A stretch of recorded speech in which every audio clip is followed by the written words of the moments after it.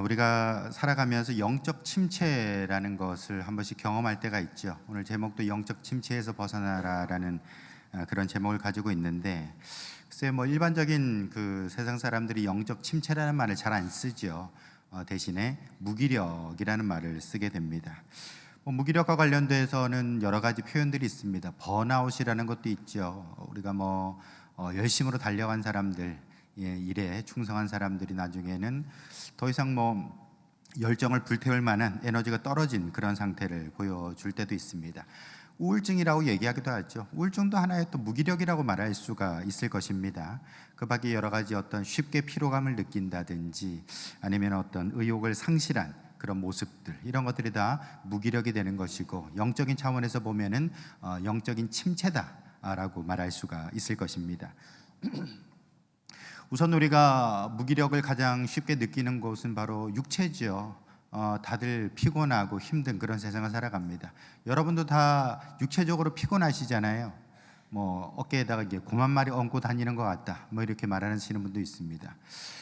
사람들이 연구하는 그런 전문가들 얘기 들어보면은 그 7시간 이상을 자야 된다라고 얘기를 합니다. 실제로 이제 7시간 이상을 좀 자야 우리가 꿈과 삶의 균형이 좀 맞다라는 얘기를 합니다. 근데 이제 7시간 이상을 잘 수 있는 사람들이 얼마나 될까?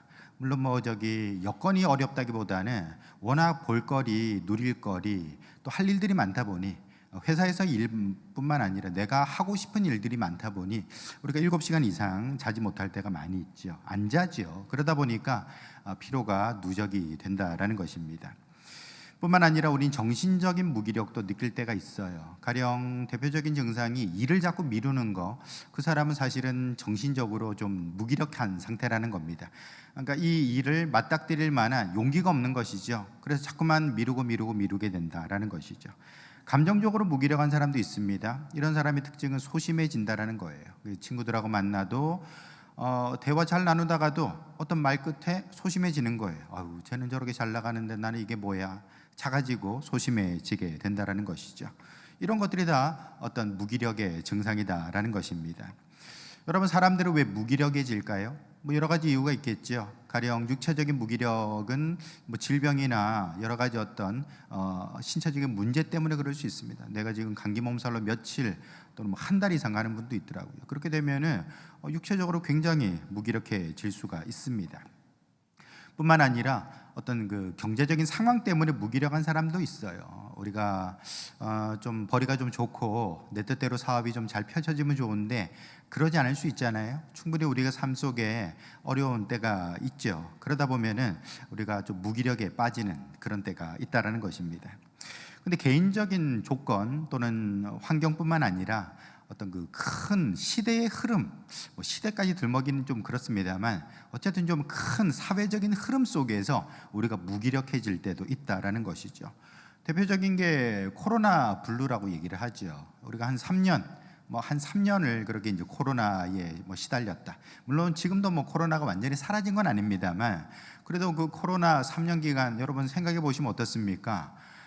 사람을 못 만나잖아요. 같이 이렇게 카페에 앉아 있을 수도 없고 밥 먹으러 들어갈 수도 없어요. 밥 먹으러 들어가려다 보니까 벌써 몇 명 이상 못 들어온다, 이렇게 제한을 걸어버리죠. 저희도 예전에 기억나기를 저기 장례식 갔다가 중간에 이제 밥 먹으려고 식당 들어갔는데 그때가 4명인가 하여튼 8명인가 또 제한이 있어요. 그러다 보면 6명인가 하여튼 제한이 있는데 그 제한 피하려고 하여튼 이렇게 딴 사람인 척하고 이렇게 들어가려고 했는데 이미 주차장에서 CCTV로 다 보고서는 안 된다고 그래서 쫓겨난 적이 있었거든요. 그런 거 생각해 보면 그때 참 추억이라고 말해야 될지, 어쨌든 참 그런 에피소드들이 있었다라는 것입니다. 그때 사람들이 되게 많이 우울해했죠. 사람도 못 만나고 가족들과 함께 어디 잠깐 다녀오기도 못한 그런 상황 속에서 사람들이 다 우울증을 호소했던 그런 시절이 있었습니다. 이런 것들을 어떻게 보면은 시대적인 또는 사회적인 그런 흐름 속에서 우리가 무기력해지는 그런 모습들을 보여주고 있죠. 뿐만 아니라 경제도 마찬가지입니다. 뭐 경제가 팽팽팽 잘 돌아가고 호황이 되고 하면은 글쎄요, 뭐 사람들이 신이 나겠죠. 근데 뭐 제 기억에 하여튼 뭐 제가 철들고서 라디오 듣고 텔레비전 본 이후로는 경제가 호황이란 얘기는 거의 잘 못 들어본 것 같아요. 맨날 불황이다 그러고 어렵다 그러고 어쩌고저쩌고 얘기했던 것 같습니다. 이렇게 저성장에 빠지게 되면은 사람들은 자연히 우울한 마음을 가지게 되겠죠. 뭐 어떤 때는 내가 아르바이트해서 돈 버나 아니면은 그냥 국가에서 주는 돈 어떻게 챙겨서 받나, 뭐 그게 그거다. 차라리 그냥 아무것도 안 하고서 이렇게 국가에서 받는 돈 받는 게 그게 차라리 바깥 아끼고 또 차비 아끼는 게 아닐까? 뭐 그런 생각을 하게 되면은 자연히 목표도 사라지게 되고 또 우울한 마음이 들게 되는 것이죠. 이런 것들이 우리를 무기력하게 만들 수 있다라는 것입니다. 특히 우리나라 같은 경우에는 좀 특수성이 좀 있는 것 같아요. 제가 이렇게 살펴보면은 우리나라의 특수성이 뭐냐? 글쎄요, 뭐 어떤 분은 그런 얘기도 하더라고요. 우리나라는 제사국가다라는 얘기도 하더라고요. 제사국가. 무슨 얘긴가 하니 그 달달이 뭐 기념하는 게 많지 않습니까? 근데 이제 달달이 뭐 국가기념식뿐만 아니라 이게 뭐 어떤 사회적 참사라든지 슬픔을 당한 그런 사건에 대해서 이렇게 기념하는 시간들이 있죠. 물론 뭐 다 기념해야 되는 것이고 그 의미를 되새기는 것은 마땅한 것이지만, 그러나 언론이라든지 정치권이 이런 것들을 너무 많이 활용을 하더라. 그래서 뭐 과도하게 분위기를 잡잖아요. 그래서 아마 뭐 지난주만 하더라도 저기 눈치 보면서 말 조심했던 분들 꽤 있었을 거예요. 이게 괜히 뭐 한마디 했다가 괜히 옷 한번 잘못 갈아입었다가 뭐 어떻게 될지 모르니까 아니 쉬쉬하면서 이렇게 눈치 보게 되는 상황들. 물론 우리가 뭐 슬픈 것도 슬픈 것이고 애도할 것도 애도하는 것이지만 이런 것들이 너무 과도하게 주입된다. 뭐 우리가 슬플 때 정치인들이 같이 울어주지는 않지만 정치인들이 또 울 때는 우리가 또 다 고개를 숙여라 하는 그런 권위적인 그런 분위기들이 분명히 아직 상존하는 것 같은 느낌들을 받게 되지요. 여러분, 그 시아파라고 있습니다. 이슬람에도 이제 뭐 수니파, 시아파가 있는데 주로 이제 사우디아라비아는 이제 수니파고 이란은 이제 시아파가 되는 것이죠. 근데 그 시아파 쪽에서는 그 아주 유명한 절기가 있어요. 그게 뭐냐면은 아슈라라는 게 있습니다. 아슈라. 혹시 뭐 저기 나중에 설교 끝나고도 이게 기억이 나시는 분들은 유튜브 한번 들어가서 한번 찾아보셔도 좋을 것 같아요. 시아파 아슈라 쳐보면은 이 사람들이 뭘 기념하는 거 아니? 무함마드 있죠. 저기 이슬람을 창시한 무함마드의 손자가 알리라는 사람이 있거든요.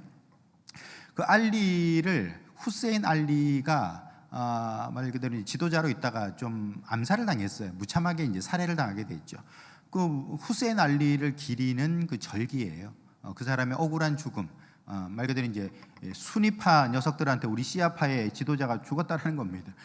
그래서 이제 그걸 이제 기리는 절기인데, 뭐 하여튼 저기 저 사람들 저러고 노는구나 할 정도로 엄청나게 아주 참 행사를 치릅니다. 그런 거 보면은 완전히 온 나라가 아니죠. 시아파를 섬기는 모든 그런 어떤 국가들에서 그냥 울고불고 난리예요. 그런 거 보면은 너무 참 저렇게 과도하게 슬픔에 몰아넣는 것도 글쎄 사회의 발전이 될까? 근대화됐다고 얘기해야 되나? 뭐 생각할 수도 있죠. 근데 그런 모습들을 보면은 언뜻 우리 사회의 어떤 모습도 슬쩍슬쩍 보이는 것 같기도 하고, 하여튼 이렇게 모든 시대나 문화 이런 것들이 우리를 우울하게 만들고 무기력하게 만들 때가 있다라는 것이죠. 여러분, 그런데 문제는 무엇인가? 뭐 잠 안 자면 육체적으로 피곤한 것이고 또 정서적으로 또는 감정적으로 또는 뭐 우리의 어떤 그 생각이 또 우울함에 무기력에 빠질 수도 있겠지요. 근데 이런 것들이 신앙의 침체로까지도 연결이 된다라는 것입니다. 다시 말해서 내가 육체적으로 힘들잖아요. 또 이렇게 마음이 힘들고 감정이 힘들고 이렇게 된다면은 결국에는 우리가 신앙에서도 무기력에 빠지게 되더라라는 것이죠. 여러분, 어떤 그 목사님, 제가 얼마 전에 어떤 그 우리 교단 모임이 아니라 우리 부산 지역 교단 모임에 한번 참석을 한 적이 있었는데, 저기 이제 북구에 있는 그 큰 교회 목사님이 그런 말씀을 하시더라고요. 요즘 성도들이 은혜를 잘 안 받는다라는 겁니다. 은혜를 잘 안 받는다. 코로나를 기점으로 해가지고 전에 은혜 많이 받고 아멘 아멘 하던 사람들이 하도 코로나 때 그냥 마스크 한번 채워놓으니까 그 뒤로부터는 아멘을 잊어버려가지고 아멘도 잘 안 하고 그뭐 뻔한 말씀 왜 빨리 안 끝내라고 시계나 자꾸 봐사코, 이게 참 성도들이 은혜를 안 받는다, 뭐 그런 얘기를 하시는 거 제가 들었습니다. 제가 그걸 들으면서 어떤 생각을 들었냐면은 여러분 사람이 밥 있죠, 밥도요 건강해야 먹는 거거든요. 그렇지 않습니까? 우리가 저기 몸이 아프다 그러면요 스스로 밥을 안 먹습니다. 여러분 사실 우리가 기운이 없으면 밥 못 먹어요. 우리가 힘이 있고 건강해야 사실 밥도 맛있게 먹을 수 있고 맛있다 그러는 거지. 건강하지 못하면은 뭐 밥을 먹어도 이게 밥인지 뭔지도 잘 모르겠고 어떤 때는 이제 밥을 먹기도 싫다, 보기도 싫다라고 된다라는 것입니다. 어찌 보면은 이런 여러 가지 무기력의 어떤 모습들이 우리의 영혼을 잠식하고 있는 게 아닌가라는 생각을 하게 되는 것입니다. 그렇기 때문에 우리가 사실 이 무기력을 그냥 놔두면 안 되는 것이죠. 사실 여러분 우리가 생각해 보면 과거에는요, 저도 뭐 죄송합니다. 옛날 얘기해서 정말 죄송합니다. 저도 이제 며칠 뒤면 50이 되기 때문에 자꾸 옛날 얘기를 하고 되는 것 같아요. 뭐 라떼는 하면서 하는 것 같아요. 근데 생각해 보면 옛날에는 교회가 사회를 주도했던 것 같습니다. 이게 뭐 다른 게 주도한 게 아니라 뭐 교회가 뭐 사회를 가르치고 이런 게 아니라, 여러분 생각해 보세요. 옛날에 보릿고개 있고 공장 만들어져서 저임금 노동자로 살아가고 웃을 일이 뭐가 있어요? 박수 칠 일이 뭐가 있습니까? 근데 교회 오면은 웃거든요. 교회 오면은 박수 치면서 노래한단 말입니다. 여러분 이렇게 밖에서는 뭐 권위에 눌려가지고 쥐 죽은 듯이 아무 말도 못하지만 그래도 교회 오면은 주여 하면서 그 하나님 앞에 부르짖어 기도할 수 있잖아요. 어찌 보면 이런 것들이 교회가 만들어내는 파장이라는 것입니다. 여러분이 우주 모든 만물은 다 파장으로 이루어져 있다고 얘기를 하잖아요. 그래서 옆에 사람이 하품하면 나도 하품이 나는 거고, 옆에 사람이 울면 나도 가슴이 찌릿찌릿해지게 되는 것이죠. 왜 그렇습니까? 모든 게 다 파장이니까 그렇습니다. 그런데 옛날에 우리가 못 먹고 못 살고 힘들 그때에는 교회가 마치 진동 발진기가 돼가지고 그렇게 파장을 만들어냈던 것이죠. 박수치게 하고 부르짖게 하고 울면서 웃으면서 자신의 감정들을 토해내고 정화하는 그런 파장들을 만들어냈다. 그걸 통해서 결국에는 우리가 경제 발전도 하게 되는 것이고 이렇게 정말 민주화된 그런 사회 속에 살아갈 수가 있게 되는 것이죠. 근데 요즘에는 어떤가 가만히 생각해 보면은 글쎄요, 바뀐 것 같지 않습니까? 어찌 보면 세상이 또는 사회가 또는 언론이 미디어가 그렇게 만들어내는 좀 부정적인 파장 속에 우리가 너무 쉽게 휩쓸리고 너무 쉽게 이렇게 떠내려가는 게 아닌가라는 생각을 합니다. 세상이 우울하니까 교회도 우울해. 세상에 그냥 사람들이 다 무표정하게 살아가니까 교회 와서도 기쁨이 없는 얼굴로 살아가게 된다는 것입니다.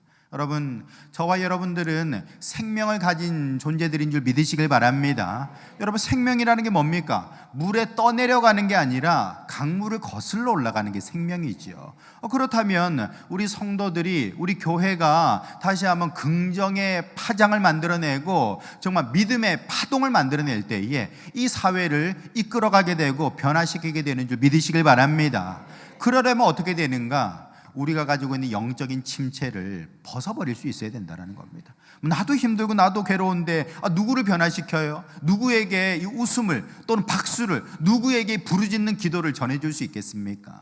여러분, 그러므로 저와 여러분들은 우리가 정말 정신 차려서 다시금 주님이 주신 이 생명을 잘 감당해야겠구나, 믿음으로 일어서야겠구나 다짐할 수 있는 이 시간 될 수 있기를 축원합니다.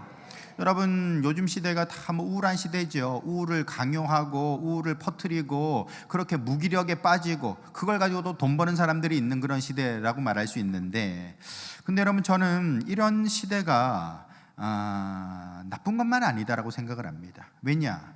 뭐 개인적인 상황 때문에 우리가 무기력해질 수도 있고 사회나 또는 여러 가지 경제적인 여건 때문에 무기력해질 수도 있습니다만, 이럴 때일수록 우리는 오히려 기회를 만난 것이다 라는 것이죠. 여러분, 옛날에는요, 또 옛날 얘기해서 죄송합니다. 옛날에는 다 아시잖아요. 우리 뭐 기도할 때 그냥 기도 안 합니다. 그냥 펄쩍펄쩍 뛰면서 하나님 살려달라고, 살려달라고 떼굴떼굴 구르면서 그렇게 기도하잖아요. 요즘에는 그렇게 기도 안 하죠? 얼마나 얌전하게 기도해요. 얼마나 점잖게 기도해요. 여러분, 우리가 그냥 다들 점잖게 기도할 때에 요만큼 손만 들고 기도해도요 하나님 앞에 점수 따게 되는 줄 믿으시길 바랍니다. 다들 뭐 주무시는 듯 기도하는데 쟤는 좀 다르네. 손 들고 기도하네. 여러분, 손만 들고 주여 이 정도만 해도 마일리지가 쌓이게 되는 줄 믿으시길 바랍니다. 요즘에는 예수 믿기 되게 쉬워요. 여러분, 요즘에 찬양할 때도요 그냥 다들 뭐 이렇게 찬양하는데 이렇게만 찬양해도요, 하나님 앞에 인정받게 되고 마일리지 쌓이게 되는 줄 믿으시길 바랍니다.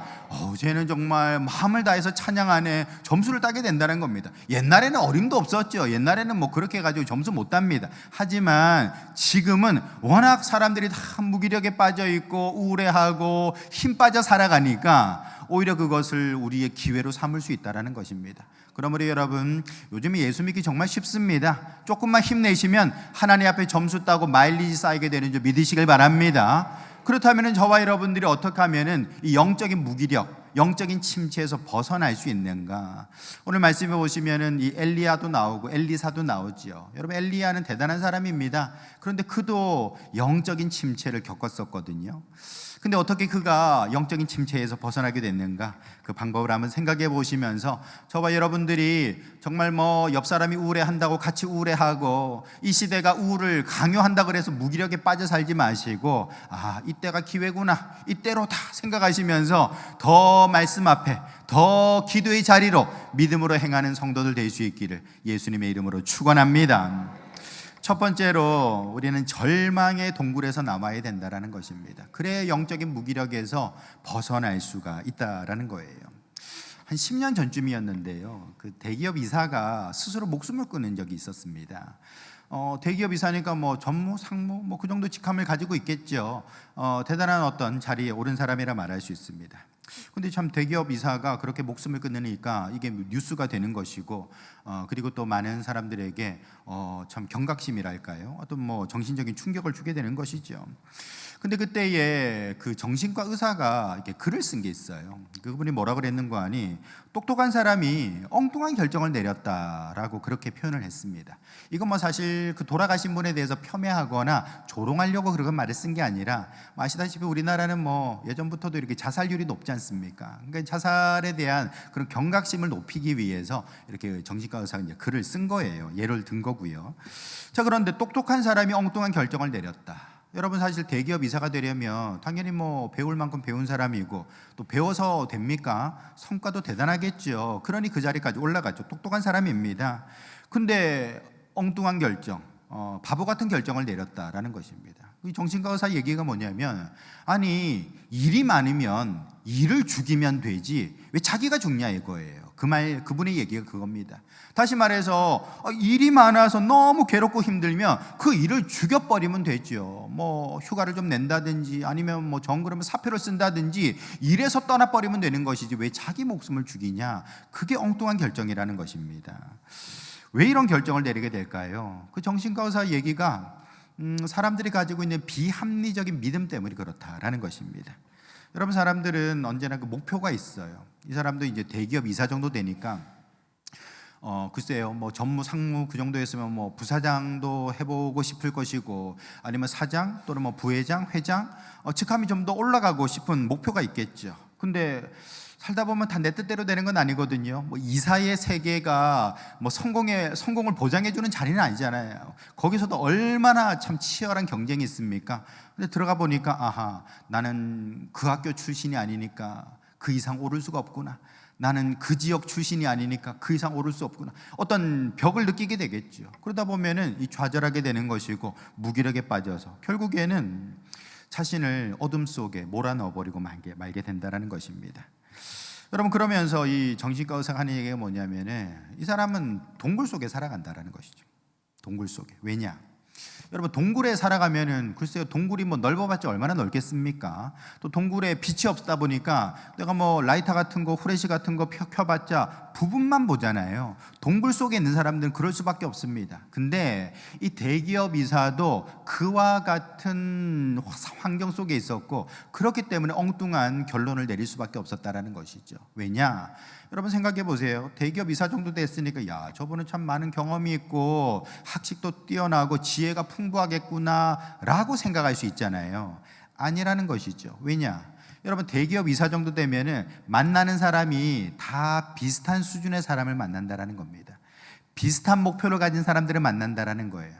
비슷한 수준, 비슷한 목표를 가진 사람들을 만나다 보니까 생각이 굉장히 좁아지고, 그 좁은 세계 속에서 치열하게, 보통 뭐 레드오션이라고 얘기하잖아요. 그 치열하게 피 튀기는 경쟁하다 보니까 거기서 극단적인 선택을 하게 된다는 것입니다.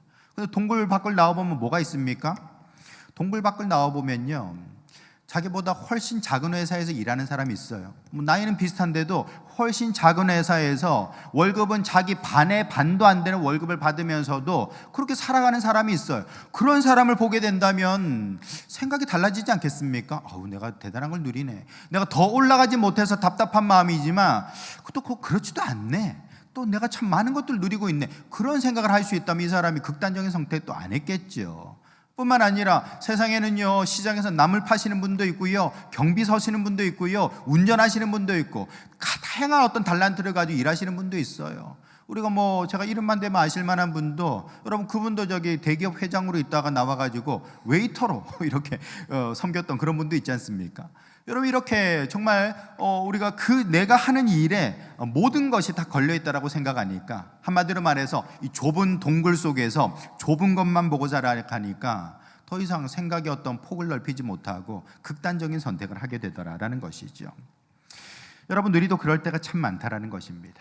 우리도 동굴 속에 살아가면서 내가 비추는 요것만 바라보고 이게 전부있냐, 이게 내 인생이냐 착각하면서 엉뚱한 결정을 내릴 때가 많이 있다라는 것이죠. 여러분 엘리야도 그와 같았습니다. 엘리야가 어떤 사람이죠? 엘리야는 대단한 사람입니다. 엘리야는 갈멜산에서 불 내린 사람이고요, 기도에서 3년 반의 가뭄을 끝내고 하늘에서 물 내린 사람입니다. 한마디로 말해서 우리가 보통 갈멜산 불만 생각하는데, 이 엘리야는 불과 물을 내린 사람입니다. 이 불과 물을 내렸다는 건 어떤 의미냐면은, 여러분 이스라엘 백성들이 모세를 따라 나와서 광야에서 하나님의 기적을 체험했죠. 그 증거가 낮에는 구름 기둥, 밤에는 불 기둥이거든요. 밤에는 이제 불기둥 보일러가 쫙 깔려가지고 뜨뜻하게 이렇게 잘 수 있었고, 낮에는 얼마나 떼약볕이 강합니까? 그러나 구름 기둥, 구름이 사실 물이죠. 수증기가 구름이니까요. 그 물기둥으로 쫙 해주니까, 덮어주니까 차양이 돼가지고 수월하게 지낼 수 있었다라는 것입니다. 여러분 그런데 엘리야가 이 불과 물을 내림으로써 바로 이 광야 기적을 재현한 것이죠. 한마디로 말해서 하나님이 임재하셨다라는 겁니다. 하나님이 우리 떠나셨는데 3년 반 동안이나 하늘문 닫으시고 이렇게 떠나셨는데 하나님이 다시 오셨다. 그 하나님을 맞이하라. 그것을 선포한 사람이 바로 엘리야라는 것입니다. 엄청난 일을 했죠. 여러분 이 광경을 보고 백성들이 이제 각성을 하기 시작하는 겁니다. 그렇구나. 이 바알, 아세라 다 이거 거짓말이었구나. 그러면서 바알과 아세라 선지자 850명을 다 그냥 도륙을 내버리고 말았죠. 큰 승리를 거뒀습니다. 그런데도 불구하고 엘리야는 로뎀나무, 광야로 내려가서 로뎀나무 밑에서 하나님, 저는 실패자입니다. 그만 살고 싶습니다. 라고 했던 사람이라는 것이죠. 왜 그런가? 여러분 엘리야는요, 결과에 집착을 했어요. 우리 다 그렇거든요. 여러분 우리가 어찌됐든 간에 결과가 100점 나오면은 다 괜찮잖아요. 아무리 노력하고 애를 쓰고 과정은 다 좋았지만 결과가 60점이다? 그럼 실망하지 않습니까? 우리 다 결과로서 그렇게 해요. 제일 가슴 아픈 게, 요즘도 사실 아시안 게임이나 올림픽 같은 데 나간 선수들 보면은 은메달 따고 서럽게 오는 우리 한국 선수들, 물론 요즘에 안 그런 선수들도 좀 보이더라고요. 근데도 여전히 은메달을 따고서도 서럽게 오는 선수들 보면은 너무 참 안타깝죠. 얼마나 참 고생해서 했는데 금메달 못 땄다고 저러나. 근데 보면은 외국 선수들은 또 은메달, 동메달 따고서 싱글벙글하고 사진 찍고 난리더라고요. 그런 거 보면 우리는 너무 결과에 집착하는 게 아닌가 생각을 합니다. 엘리야가 왜 우울증에 빠졌습니까? 왜 무기력에 빠졌습니까? 결과에 집중하니까요. 다른 건 모르겠어요. 불 내리고 물 내리고 다 했음에도 불구하고 결과적으로 아합과 이세벨이 회개 안 했잖아요. 아합과 이세벨이 바알 신앙, 아세라 신앙이 원흉 아닙니까? 그런데 이 사람들이 회개하지 않고 오히려 내가 저 엘리야 저놈을 죽이지 못하면 내가 내일 내 손에 장을 찢은다 이러고 달려드니까, 하나님, 저는 실패자입니다. 제 사역은 실패했습니다. 그만 살고 싶습니다. 무기력에 빠져버리고 말았다는 것이죠. 여러분 한번 따라서 해보시죠. 사람은 결과에 집착하고 하나님은 성과를 보신다. 여러분 결과는 뭡니까? 말 그대로 맨 마지막에 종착 그 열매를 말하는 것이죠. 성과는요, 성과는 좀 다른 것 같아요. 성과라는 것은 과정을 포함하고 있습니다. 여러분 에디슨이 5만 번 실패해가지고 전구를 만들었대나 그러지 않습니까? 근데 여러분, 그 필라멘트 하나 만들고 전구 만드는 거 수많은 실패를 했지만 그 실패가 쌓여서 결국에는 성공으로 나가게 되는 거거든요.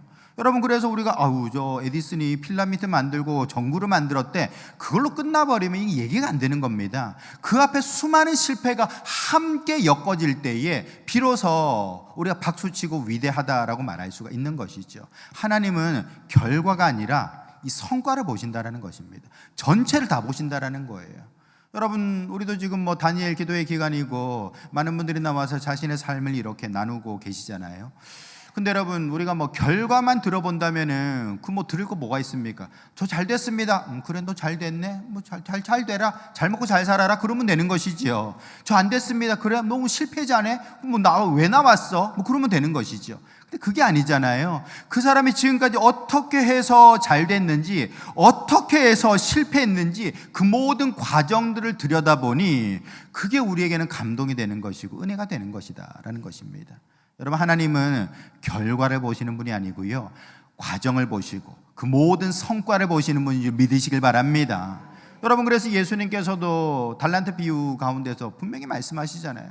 한 달란트 받은 사람이 왜 야단 맞았습니까? 결과적으로 보면 그 사람 잘못한 거 하나도 없습니다. 아니, 떼먹지도 않고요, 그대로 갖다 드렸잖아요. 그러나 과정 속에서 그는 충성하지 못했잖아요. 그걸 보시고서는 평가하셨다라는 것입니다. 그러므로 저와 여러분들도 이 절망의 동굴에서 나와야 됩니다. 말씀드린 대로 그냥 내가 만나는 사람 만나고 내가 듣는 얘기 듣고 내가 생각하는 대로만 생각하니까 우린 요거밖에 못 보는 거예요. 여러분, 누가 감히 나는 동굴에서 살지 않습니다라고 말할 자신이 있습니까? 누구나 자기 생각의 동굴, 감정의 동굴 속에 갇혀 살아간단 말입니다. 여러분, 그러므로 그 동굴에서 나올 때에 우리의 앞에 새로운 길이 열리게 되는 줄 믿으시길 바랍니다. 여러분, 엘리야도 동굴에 있었거든요. 우리 하나님께서 일부러 엘리야를 부르세요. 이 기운이 없으니까 떡도 먹이고 해가지고 40주 40야를 걸쳐서 호렙산 그 동굴에 이렇게 서도로 만들었다라는 겁니다. 왜 하필 동굴에 세웠을까요? 저는 이게 하나님의 퍼포먼스라고 봅니다. 네가 지금 동굴에 있잖아. 네가 지금 동굴만 보는 거야. 너는 지금 결과에만 집착하면서 엉뚱한 생각을 하며 살겠네 못 살겠네 그러고 있는 거야. 그걸 보여주고 있는 것이고, 이 글을 읽고 있는 우리들에게도 동일한 메시지를 던져준다고 봅니다. 우리는 동굴에 있다라는 것입니다. 여러분, 각자가 어떤 동굴에 빠져 있는지를 잘 살펴봐야 됩니다. 내가 감정의 동굴에 빠져 있나? 아니면 생각의 동굴에 빠져 있나? 내가 어떤 현실의 여러 가지 조건, 내가 보고 있는 이게 전부인 줄 알고 그 동굴 속에서 헤매고 있는 건 아닐까? 돌아보시면서 우리는 다시 한번 기도해야 되는 것이죠. 하나님, 저도 동굴 속에서 나오게 해주세요. 저도 동굴 속에서 빠져나오게 해주세요. 여러분, 19절에 보시면 엘리야가 거기서 떠나라고 했잖아요. 거기서 떠나서 하사엘에게 기름 붓고 예후에게 기름 붓고 그리고 엘리사에게 기름 붓는 그 사역들, 하나님이 당부하신 그 사역들을 진행해 나가지 않습니까? 저와 여러분들도 동굴에서 나오시길 주님의 이름으로 축원합니다. 우리가 여러 가지 동굴, 감정의 동굴, 자존심의 동굴, 환경의 동굴, 여러 가지 물질적인 동굴에 살아갈 때에 우리는 마음이 답답해지게 되는 것이고, 내 앞에는 기회가 없는 것 같고, 나는 그저 망한 인생 같아서 서러운 마음이 드는 것이죠. 그러면서 무기력에 빠진다라는 것입니다. 여러분, 우리 하나님께서는 저와 여러분들이 무기력의 동굴에서 빠져나와서 하나님과 함께 복된 길 걸어가시기를 원하신다라는 것입니다. 이 사실을 기억하시면서 다시 한번 무기력을 떨쳐내는 그런 성도들 될 수 있기를 예수님의 이름으로 축원합니다. 두 번째로, 우리가 영적인 침체에서 벗어나려면 꿈을 의도로 전환할 수 있어야 된다는 겁니다. 제가 저기다가 환전이라고 썼잖아요. 환전. 왜 제가 환전이라고 썼는고 하니, 여러분, 그 카지노 해보셨습니까? 그래도 보기는 보셨죠. 우리 영화나 드라마에서 한 번씩 나오잖아요. 카지노 같은 거 갈 때에 그 돈 10,000원짜리 세 가지고 저 30,000원요 이런 사람은 누가 있어요? 거기서는 게임 칩을 쓰죠. 그래서 칩을 쓰면서 어떤 사람은 그 많이 쌓아놨다 올인하면서 갖다 뒤밀기도 하고 하지 않습니까? 근데 그거 많이 땄다 그래가지고 그 카지노 칩, 그 플라스틱이죠. 그거 금으로 만든 것도 아닙니다. 그 플라스틱 가지고 나와서 목마른데 저기 아이스크림 하나 먹어야겠다, 음료수 하나 먹어야겠다, 음료수 하나 주세요 하면은 음료수 줍니까? 못 쓰죠. 그러니까 게임장 안에서 쓰는 것과 현실 세계 밖에서 쓰는 게 다르죠. 나올 때 환전해야 되는 거예요. 마찬가지입니다. 어떤 사람들이 얘기를 하죠. 나는 꿈이 있는데 왜 꿈이 안 이루어질까? 왜 안 이루어지겠습니까? 여러분, 꿈에서 쓰는 돈과 우리 현실에서 쓰는 돈이 달라요. 환전하셔야 되는 겁니다. 우리도 다른 나라 가면은 환전해서 돈을 쓰는 것처럼 꿈의 이 자원과 현실의 자원이 다르기 때문에 이걸 좀 바꿀 수 있어야 되는 거예요. 여러분, 우리가 말 그대로 내면 세계에서는요, 이 꿈이라는 것이 우리의 에너지가 됩니다. 꾸면은 기분 좋잖아요. 내가 이런 사람이 돼야지, 이런 일을 해야지, 이렇게 내가 살아가야지, 그렇게 생각할 수 있을 것입니다. 그런데 현실에서는 생각만 해서는 되는 게 아니고요, 좀 다른 걸 씁니다. 뭘 쓰느냐? 한번 따라서 해보시죠. 의도의 에너지. 의도의 에너지. 에어컨을 좀 틀어주셔도 될 것 같아요. 조금 습해서 더운 것 같습니다. 여러분, 의도의 에너지라는 게 뭐냐면은, 의도라는 것은요, 한 번 더 해보시죠. 꿈 더하기, 믿음 더하기, 행동. 이게 의도라는 것입니다. 다시 말해서 꿈속에서는, 내면 속에서는 생각만 해도 되는 거예요. 생각만 해도 뭐 우주를 날아다닐 수도 있고요, 생각만 해도 내가 뭐 5만 평짜리 그냥 대부호가 될 수도 있는 거예요. 그런데 여러분, 그렇게 생각만 한다고 이루어집니까? 안 이루어집니다. 그 꿈의 에너지는 의도의 에너지로 바꾸어야만 우리의 삶 속에서 이루어지게 된다는 것이죠. 무엇이 필요한가? 꿈 더하기, 믿음 더하기, 행동이 필요하다는 것이죠. 여러분, 의도의 에너지를 충만하게 가지신 분이 누구냐면요, 제가 쉽게 예를 들 수 있는 분이 누구냐, 농부입니다. 농부. 여러분, 봄에 씨 뿌리는 농부에게 찾아가가지고 여러분들 인터뷰를 한번 한다고 생각해 보세요. 가서 농부님, 어떻게 이 씨를 뿌리면 가을에 열매로 나타날 거라는 거, 열매 거둘 수 있다는 거 확신하십니까? 라고 인터뷰를 딱 하면은 농부가 뭐라고 대답을 하겠습니까? 대답도 안 해주겠죠. 어디서 이런 정신머리 없는 인간이 와가지고 쓸데없는 소리 하고 있나? 이 일 도와주지 못할 망정 엉뚱한 소리 하고 있나? 왜 그렇습니까? 농부는요, 꿈이 있을 뿐만 아니라 당연히 믿음도 있고요, 행동도 하는 사람이에요. 제가 뭐 구체적으로 설명 안 해도 아시겠죠. 당연히 씨를 뿌리면 이게 자라 올라온다라는 땅에 대한 믿음을 다 가지고 있고요, 그걸 믿기 때문에 나가서 때를 맞춰서 씨를 뿌리고 있는 것입니다. 이거 나는 믿는다, 나는 믿는다, 믿습니다 안 해도 모든 것이 말 그대로 다 들어차 있다라는 것입니다. 여러분, 이것을 사실 뭐 의도라고 우리가 이제 번역해서 쓰는데, 이제 영어로는 intention이죠. intention이란 말은 말 그대로 안에다가 텐트를 친다라는 겁니다. 들어찬다라는 것이죠. 마음에, 생각 속에 들어차고요, 감정에 들어차고요, 내 호르몬에, 내 육체에, 내 모든 세포 하나하나에 모든 꿈과 믿음과 행동이 들어차 있다라는 것입니다. 여러분, 그렇기 때문에 그 사람은 결국에는 열매를 맺는 사람이 될 수가 있는 거예요. 근데 여러분, 어떻습니까? 대부분의 사람들은 이 꿈의 에너지만을 가지고서 가슴 벅차해요. 그러고서 말어. 믿지도 않고요, 뭐 이게 바람 불면은 아닌가? 끝났나? 뭐 이렇게 믿지도 잘 안 해요. 그리고 또 이렇게 행동도 잘 안 해요. 그러니까 아무것도 이루지를 못한다라는 것입니다. 여러분, 내면에서는 꿈이고요, 현실에서는 의도입니다. 결국에는 우리가 알고 있는 것들을, 생각하는 것들을 확실하게 믿을 뿐만 아니라 그것을 행동으로 시작할 때에 그 꿈이 이루어지게 되는 줄 믿으시길 바랍니다. 여러분, 그렇다면은 이 내면에서는 꿈, 현실에서는 의도라고 제가 말씀드렸는데 분명한 갭이 있어요. 차이가 있다고요. 이 차이를 극복하는 것, 또는 차이를 연결하는 것, 연결해서 흐름을 만들어주는 게 무엇인가? 그게 바로 결단이라는 것입니다. 결단.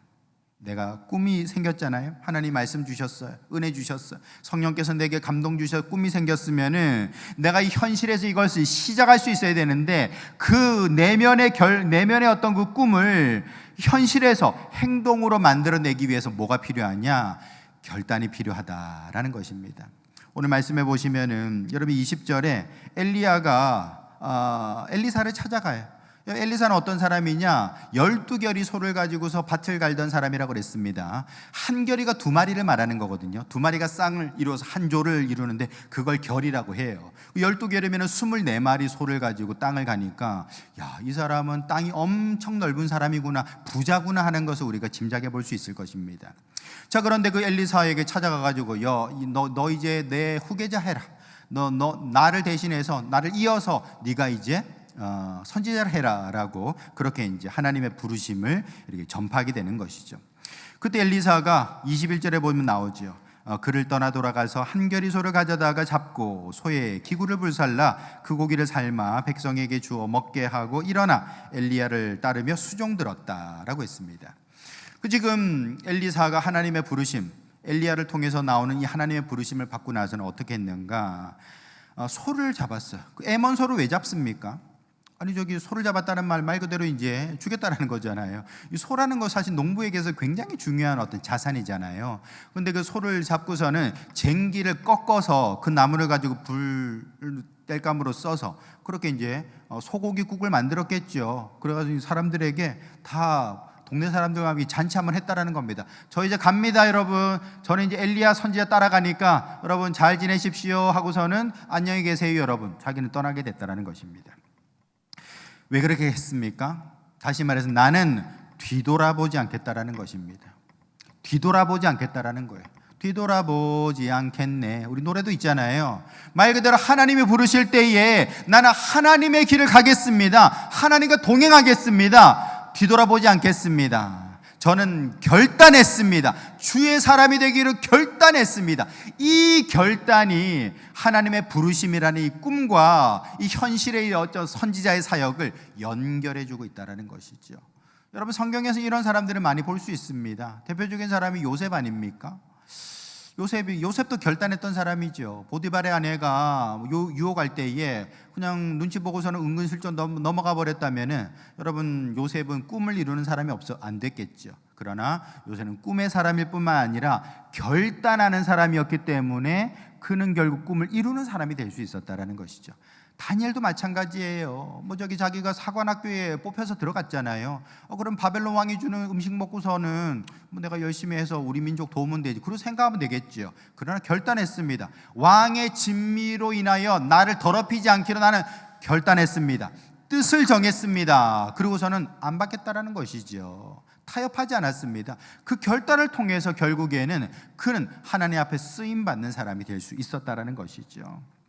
여러분, 그러므로 저와 여러분들도 결국에는 이 성경에서 쓰임받은 사람, 뜻을 이룬 사람, 성공한 사람, 하나님 앞에 복을 받은 사람들은 다 결단의 사람이었다라는 것을 알 수 있습니다. 여러분, 꿈이 없는 사람 어디 있어요? 아주 훌륭한 생각을 안 갖고 있는 사람이 어디 있습니까? 다 꿈이 있고요, 다 세상을 바꿀 만한 엄청난 아이디어를 가지고 있어요. 그런데 그게 왜 현실화되지는 못합니까? 우리가 결단하지 않기 때문에 그렇습니다.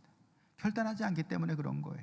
우리가 분명히 하나님께서 많은 것으로 말씀하시고 부르시고 우리에게 은혜를 주셨음에도 불구하고 눈물이 나죠. 감사합니다. 그런데 결단하지 않기 때문에 또다시 옛날로 돌아가고 있다는 것이죠.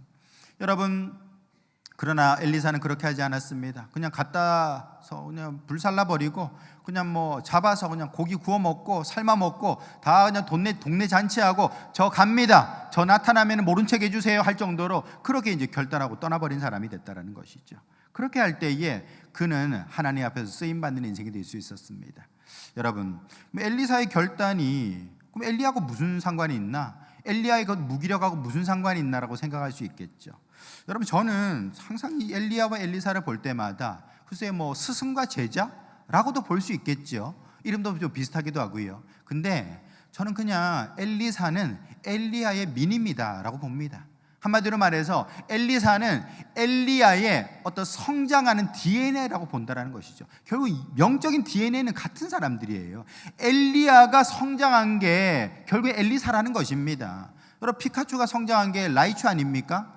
아시는 분은 아시죠, 그죠? 그처럼 우리가 엘리야가 성장한 게 엘리사가 된다라는 것입니다. 그 성장 속에는 무엇이 있는가?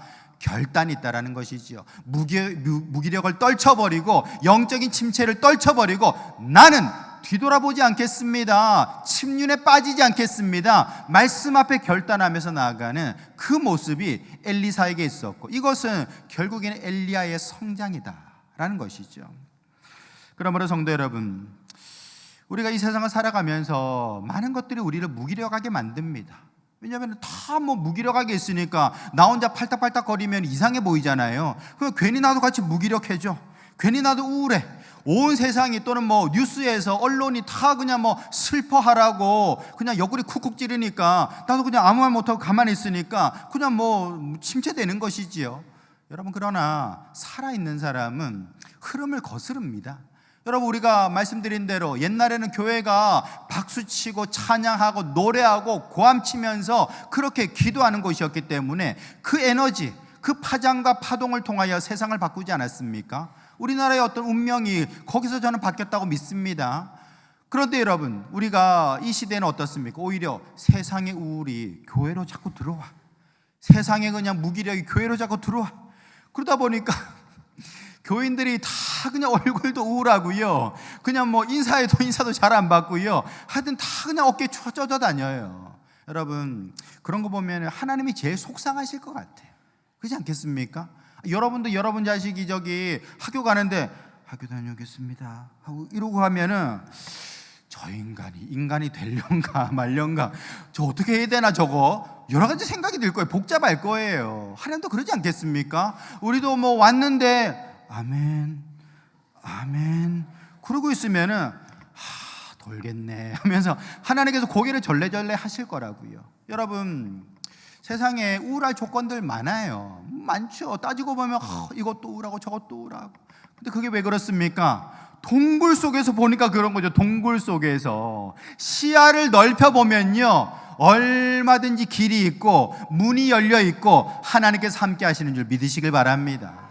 우리가 그걸 생각한다면 나의 이 우울함, 나의 이 무기력, 나의 이 영적인 침체가 사실은 핑계였구나. 내가 결단하지 않으려고 이리 피하고 저리 피하는 핑계였구나. 하나님 용서해 주시옵소서. 이제 내가 다시 한번 하나님께서 어떻게 일하시는지를 보게 하시고, 자꾸만 결과만 가지고 이러니 저러니 잘했니 못했니 할 게 아니라 모든 과정, 실패까지도 사용하시는 하나님의 그 은혜를 생각하시면서 우리는 정말 무기력에서 탈출해서 영적인 성장 이룰 수 있어야 되는 것이죠.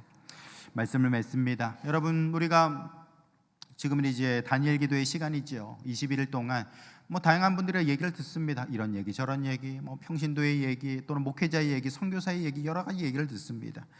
여러분, 그게 저는 그 사람의 이야기라고 보지 않습니다. 우리 이야기인 것이죠. 나의 이야기인 것이죠. 나의 어떤 한 측면을 이렇게 보여주는 거예요. 그러다 보니 여기도 비춰주고 저기도 비춰주고 다양하게 비춰줄 때에 우리는 비로소 자신을 보게 되는 것이고, 내가 너무 좁은 생각 속에 살았구나, 내가 너무 두려움 속에 갇혀 있었구나 생각하게 되는 것입니다. 여러분, 정말 하나님께서 은혜 주실 때에 저와 여러분들이 믿음으로 일어설 수 있기를 축원합니다. 영적인 무기력을 우리가 떨쳐버리고 믿음 안에 다시 일어서는 사람들, 그렇게 하나님과 함께 동행하는 사람들, 하나님의 역사는 결단코 실패하지 않는다는 사실을 믿으면서 그 승리의 하나님과 함께 이 세상을 복되게 살아가는 성도들 될 수 있기를 예수님의 이름으로 축원합니다.